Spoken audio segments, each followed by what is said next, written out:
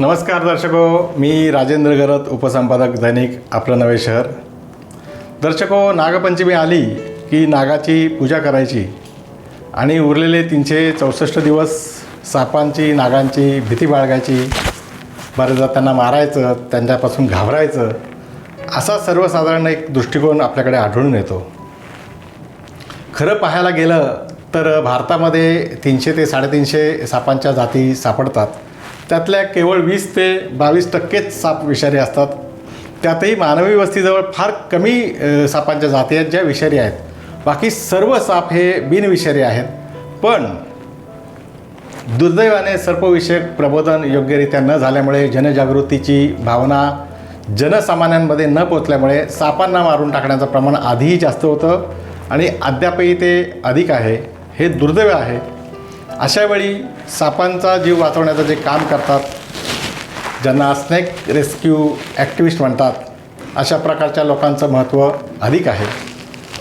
त्यातलाच एक सुरेंद्र एकनाथ पाटील, पनवेल तालुक्यातील कसळखंड शिवाजीनगर या गावचा सुरेंद्र पाटील गेली अनेक वर्ष सापांना पकडून, मानवी वस्तीजवळ असणाऱ्या सापांना पकडून त्यांना त्यांच्या नैसर्गिक अधिवासात सोडण्याचं काम करतो.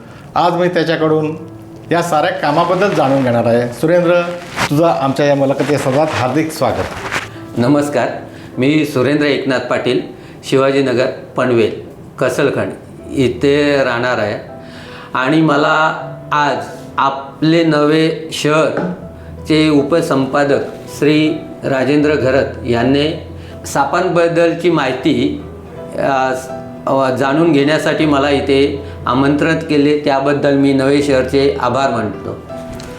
सुरेंद्र, पहिलाच प्रश्न की ही कला आहे, हे तंत्र आहे, हे शास्त्र आहे, तर सापांना पकडायचं कसं? ही कला, हे शास्त्र, हे तंत्र तू कसं काय शिकलास?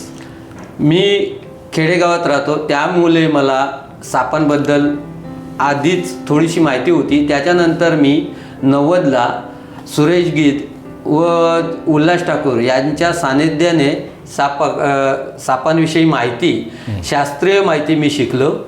शास्त्रीय माहिती म्हणजे मी त्यांची नावं जाणून घेण्याचा प्रयत्न केला आणि विषारी आणि बिनविषारी कुठले साप आहेत ते जाणून घेतले. त्याच्यानंतर मी साप पकडायला चांगलं हे झालं. आता साप हे लोकांच्या घरात आले का ते जंगलात सोडायचं काम मी करतोय.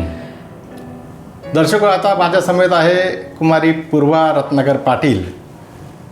आत्ताच ज्यांच्याबद्दल आपण ऐकलं, ज्यांची माहिती आपण घेतली, त्या सुरेंद्रची ही पुतणी, सुरेंद्रच्या भावाची मुलगी. या परिवाराचं वैशिष्ट्य असं की सुरेंद्रची आई शालिनीताई पाटील यासुद्धा साप पकडायच्या. सुरेंद्र साप पकडतो आणि ही तिसरी पिढी हे जी साप पकडते आणि सापांना नैसर्गिक अधिवासात सोडून द्यायचं आणि प्रबोधनाचं काम करते. कुमारी पूर्वा ही पनवेलच्या आर्ट, सायन्स, कॉमर्स या महाविद्यालयात द्वितीय वर्ष कला या वर्गात शिकते आणि मी तिला गेली अनेक वर्ष पाहतोय. ती जेव्हा 2 वर्षाची होती तेव्हापासून तिला या काकामुळे आणि तिच्या आजीमुळे साप हाताळायची सवय लागली. त्यांच्याबद्दलची शास्त्रशुद्ध माहिती तिने काकांकडून आणि आजीकडून घेतली आणि आता तीसुद्धा जिथे साप निघत असतील तिथे जर तिला कॉल आला आणि तिला जावं लागलं तर ती बिनधास्तपणे जाते.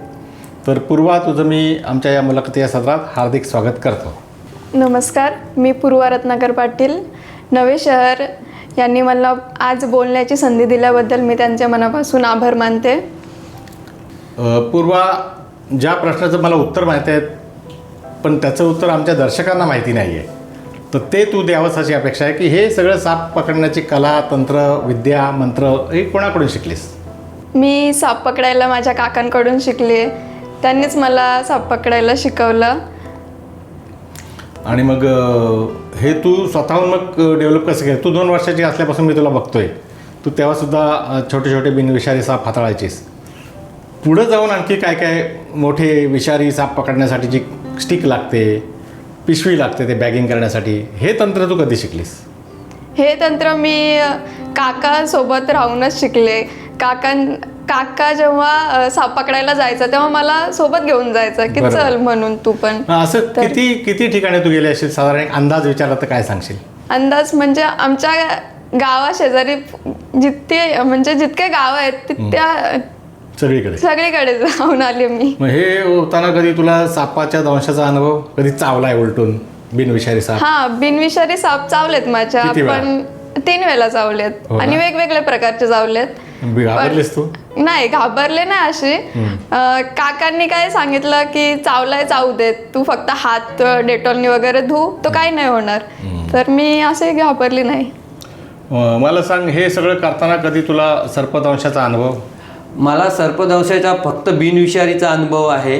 कारण बिनविषारी नानेटी हे चावलेली नाही आहे, पण दिवड हा चावतोच. आणि कॉलला गेल्यानंतर पकडताना अनुभव असा आलेला आहे का कडकडून चावलेला आहे आणि दिवडपासून थोडीशी एलर्जी म्हणून असं हात सुजलेला फक्त. त्याच्यानंतर मला कवड्या वगैरे बाईट आहेत, पण कमी आहे. जर तुला असं विचारलं की आजपर्यंत तू साप पकडायला लागल्यापासून किती साप पकडले असेल, किती सापांना सोडवलं असतं? आजपर्यंत मी हजारापेक्षा जास्त साप हे केलेले आहेत. त्यांचं जीवदान म्हणजे त्यांना जीवदान दिलेलं आहे.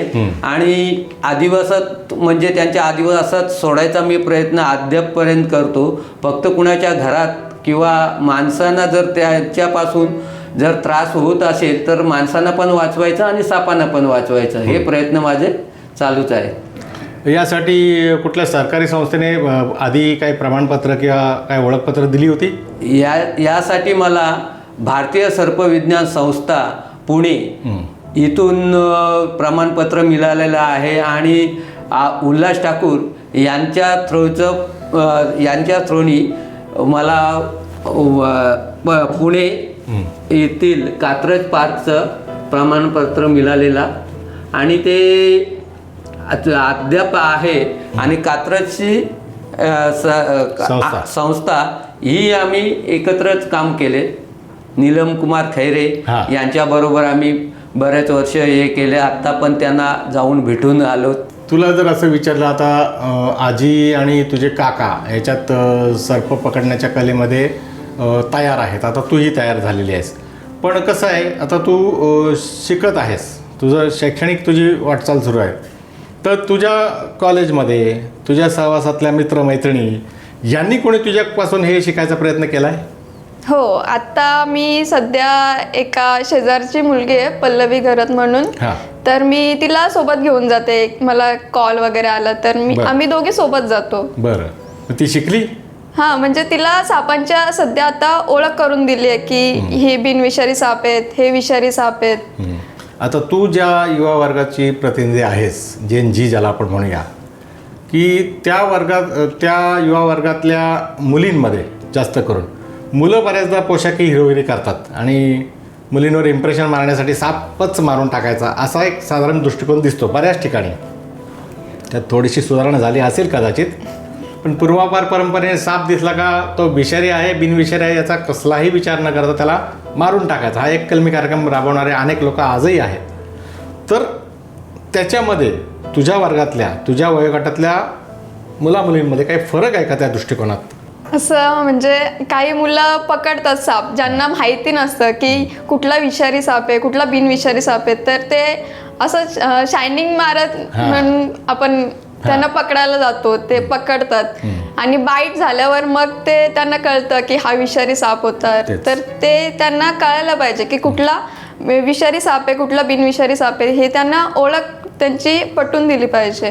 त्यासाठी त्यांनी प्रशिक्षण घेतलं पाहिजे. हां, त्यांनी घेतलं पाहिजे प्रशिक्षण. आता मला सांग की रायगड जिल्हा हे आता अनेक प्रकल्पांचं केंद्र बनते. वेगवेगळे महामार्ग, रेल्वेचे मार्ग, विमानतळ, इमारती या सगळ्या भागात होत आहेत. तर हे सगळं होताना सापांचा नैसर्गिक अधिवास नाहीसा होत नसेल का? आत्तापर्यंत माझ्या गावात, मी पण खेडेगावातलाच आहे, पण आता माझ्याच गावाजवळ बिल्डिंग एवढ्या आल्यात का तिथले जे साप होते ते आता कमी प्रमाणात दिसायला लागलेले. आता जे बांबूपीठ वायपर जे नेहमीच घरामध्ये यायचे ते आता दिसेनासेच झालेत. आणि बहुतेक साप आहेत ना आत्तापर्यंत जे दुर्मिळ होत चाललेत, त्याच्यात बरेच साप असे आहेत का दुर्मिळ बोलले तर दिसत पण नाही आहेत, एवढे दुर्मिळ झालेले आहेत. पहिल्यांदा आपल्याकडे बांबूपीठ वायपर, रसस वायपर हे जास्त होते, पण आता रसस वायपर पण कमी झालेत. दिसत बांबूपीठ वायपर तर शहरात दिसतच नाही आहे. गावाकडे ते पण आता पहिल्यापेक्षा प्रमाण कमी झालं आहे. नाटक असेल, चित्रपट असेल, मालिका असतील, याच्यातून सापांची माहिती होण्यापेक्षा त्यांच्याबद्दलचे गैरसमज, जसं की तो राखणदार आहे, तो संपत्तीचं रक्षण करतो, त्याच्या डोक्यावर केस असतात, त्याच्या डोक्यावर मणी असतो, हे असं गैरसमज वाढवायचं काम करतात या मालिका. ते तर जास्तच करतात, कारण त्यांचं काम अद्याप पण तसंच चाललंय. आता फक्त लाईव्ह दाखवत नाही आहेत ते साप सगळे, पण तरीसुद्धा ते सांगतात का जिथे जुने ठिकाणं आहेत तिथे नाग बसलेला असेल आणि तिथे दागिने असतील किंवा काय संपत्ती असेल, ते त्यांचं चालूच आहे. पण त्याच्या पलीकडे काही धारावाहिकमध्ये असं पण दाखवतात का सापाला दूध पाजू नये, हे कमीत सापाला दूध हे विष आहे हे सांगणारे मालिका म्हणजे आहेत, पण प्रमाण कमी आहे. आता ही जी युवा पिढी आहे, ज्याला जेन जी वगैरे आता आपण म्हणतो, या जेन जीला तू काय सांगायला मागशील? यांना एवढंच सांगू शकतो मी का बरीच लोक अशी आहेत, बरीच आता जी नवीन पिढी आहे त्यांचं चाललंय का साप पकडणं हे एक याचं इज्जतीचं काम आहे आणि मी ते साप पकडतो आणि स्टाईलमध्ये साप, काही जण किस घेतात, सापाला लिफ्ट किस घेऊन आता बरेच जण केसेस असे आता तुम्हाला माहितीच असेल का मृत्यू पण झालेले आहेत. बरोबर. असे 4 केसेस आता आपल्या पण इथे नवीन मुंबईमध्ये झालेले आहेत का किस घेऊन हे झालं म्हणून.